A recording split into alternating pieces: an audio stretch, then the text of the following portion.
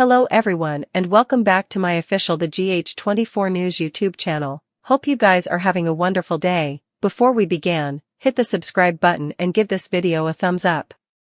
Austin Gatlin-Holt's killer might have just come to light, and it's none other than Jack Brennan. There are compelling reasons to believe that Brennan was the bone who ended Austin's life back in. The riddle girding Austin's demise has remained unsolved until now.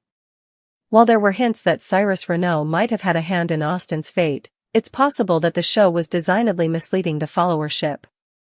Austin was on the verge of revealing his master's identity and furnishing pivotal substantiation for an impunity deal when tragedy struck. Given that Austin was constrained into doing Cyrus's bidding, numerous suckers suspected that Cyrus was responsible for his death. Yet, this proposition feels too simplistic. If that were the case, why has the show kept this disclosure hidden for so long? Cyrus might just be a distraction if the GH pens are planning to unveil Brennan as Austin's killer rather. Colette Moreau was the bone who led Brennan to Cyrus' den, but what if he'd formerly visited Austin's home in secret? When the firing passed, a mysterious figure in dress shoes was spotted at the scene. Brennan's violent entrance at the cabin during the F felt oddly evocative of that moment. Jocelyn Jacks called on Brennan for backing, egging his nippy appearance, where he discovered Cyrus' breathless body on the bottom. Brennan's choice of dress shoes clearly caught our attention, much like the focus on Austin's breathless body. At the time, some suspected Nicholas Cassadine.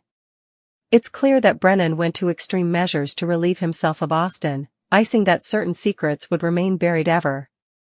While he has always transcended charm, there's an inarguable darkness lurking beneath the face. Let's not forget that when Brennan first arrived in Port Charles, he was further of a villain than an idol, indeed trying to abduct Carly Spencer before being arrested.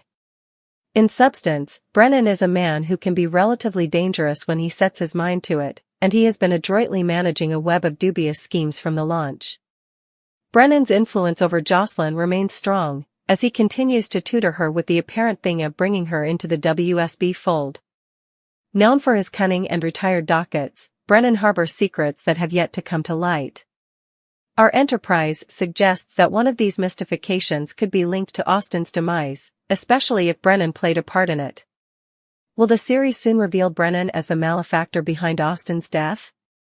Brennan is set to embrace a further reckless path, so keep an eye out for any jaw-dropping developments ahead. Jocelyn Jacks makes a life-altering choice. The walls near and on Jason Morgan. Away, Olivia Quartermaine makes a pitch. Keep reading and let's talk about what's coming up in the ABC Cleaner pieces. Since the breakdown of Molly's relationship with TJ Ashford, she has been getting to know Cody. Molly and Cody's morning actually wasn't veritably affable. Also, another hassle on the roof ended up being a bit entertaining. Now, Molly will meet with Cody formally again. This time, Molly will open to him. Speaking of Molly, she gets into a heated debate with Christina Corinthos Davis. Christina tells Molly that she'll no way trust the system again. In the forthcoming week, Christina also has an unattractive hassle with Ava Jerome. Over with Jocelyn, she has a lot to suppose about.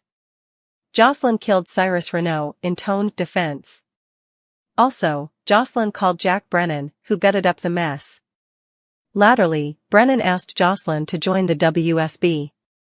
Indeed, though Joss didn't give an answer, Brennan seems enough assured that she'll end up coming to them. Still, Jocelyn will get questioned by Trina Robinson, who can smell that her BFF is keeping secrets. Suckers will see what happens when Brooklyn Quartermaine updates her mama. Brooklyn happily declares that she told Harrison Chase everything about her teen gestation. Lois' jaw drops open as BLQ explains. Latterly, Chase makes a suggestion, which might be for BLQ to hunt for her baby. Of course, Lois has taken great measures to make sure that nothing ever finds out that Giovanni Gio Palmieri is the son of BLQ, and Dante Falconeri's secrets have a way of coming out ultimately, however. Sonny Corinthos and Laura Collins reconnect. Lulu Spencer gets suspicious. The walls near and on Jason. Indeed, though Jason didn't kill Cyrus, he could get criticized. Olivia pitches an idea to Carly Spencer. Latterly, Carly discusses her relationship with Brennan. Also, Carly begs with Willow Tate Corinthos. It's also teased that Nina Reeves irks Drew Kane Quartermaine. Sonny Corinthos is going to be okay, allegedly. His recent heart troubles should be a thing of the history once he gets this surgery to fix the leftover scar tissue from being shot decades ago. But that doesn't mean that Sonny hasn't learned a precious assignment in the process, though we can't exactly explain why this assignment hit him now when he's been presented with it so numerous times ahead. So, what lies in store for the mob master? Will he still plan to find the off-ramp from the mob life? Will he shutter his medicine trafficking business and live out the rest of his life, still long it may be, as a regular citizen of Port Charles? Does he indeed have that option? Before he headed out to Los Angeles to determine what his future would hold, Sonny had formerly had a rather foursquare discussion with Jason Morgan about the fate of the business. He was certain he'd have to retire. His adversaries couldn't find out that he was in poor health, or they would exploit that vulnerability and use it against him and his family. But now that he's coming home feeling stronger than ever, does this mean Sonny will forget all about the enterprises he'd ahead and decide to keep operating as usual? It was an illuminating moment for Sonny to realize that Jason wasn't going to be his way out of business. Perhaps he didn't put too important study into it ahead, or maybe he always assumed Jason would take up the mantle when it was his time to bow out, but effects have changed now.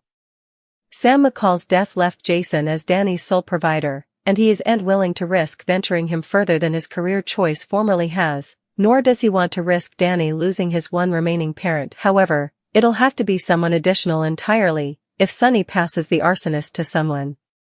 There's threat involved in Sonny dismembering his conglomerate. Doing so could leave him and the people he loves the most vulnerable to attack. Flashback when Sonny fell into that swash and washed up without his memory in Nixon Falls. Carly Spencer could have just walked down from the business right also and there if it were that easy, but it would have put her family's safety at threat. So how can Sonny really bail on the business now? What happens when he does die eventually?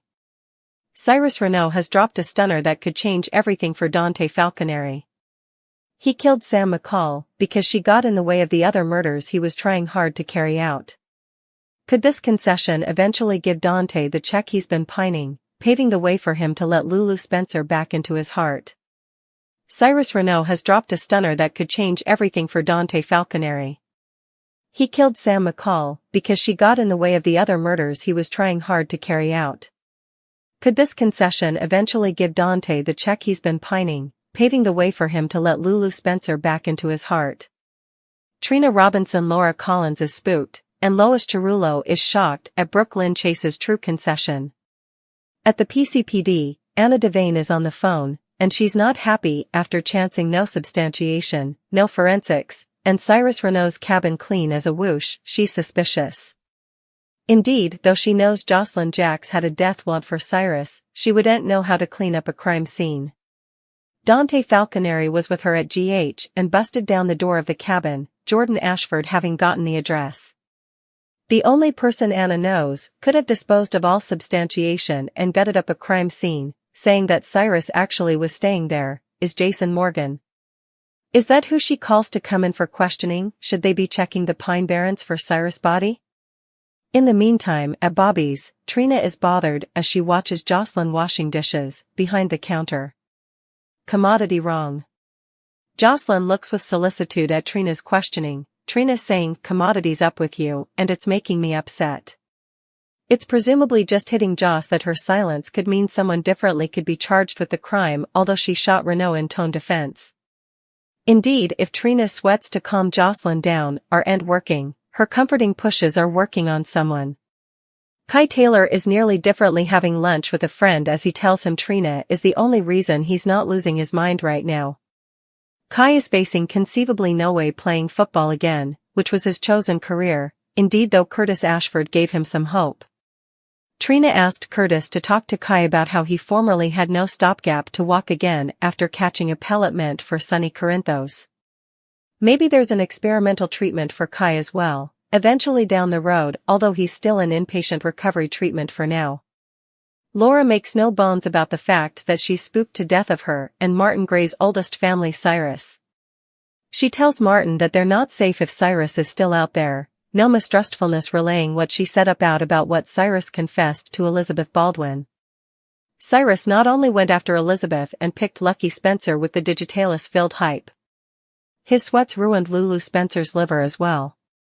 He confessed his charge from God was to be a death angel or mercy killer, to release people from their suffering. Obviously, Brennan disposed of his body too. It looks like Christina Corinthos Davis and Molly Lansing Davis may be outside of Bobby's, as Christina is having an extremity of faith over the legal system. Christina didn't get a chance to fight Ava Jerome in court, because Sonny made an agreement with her over Avery Jerome, Corinthos' guardianship. Now she emotionally tells Molly, who had obviously dislocations, that she's no way going to believe in the system again.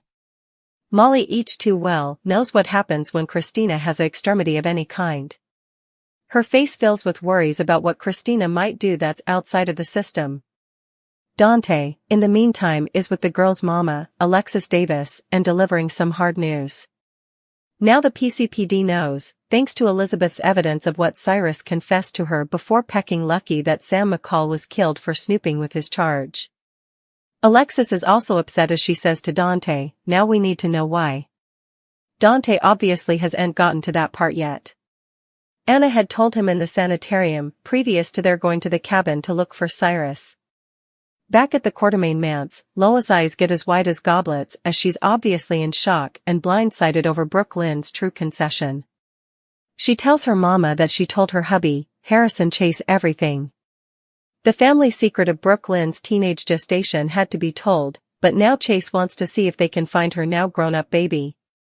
It's Brooke Lynn's choice, but he's glad to try, although she bothered about blowing up her child's life after all these times. Lois had preliminarily told Martin that no one could ever find out that Gio Palmieri is Brooke Lynn and Dante's child.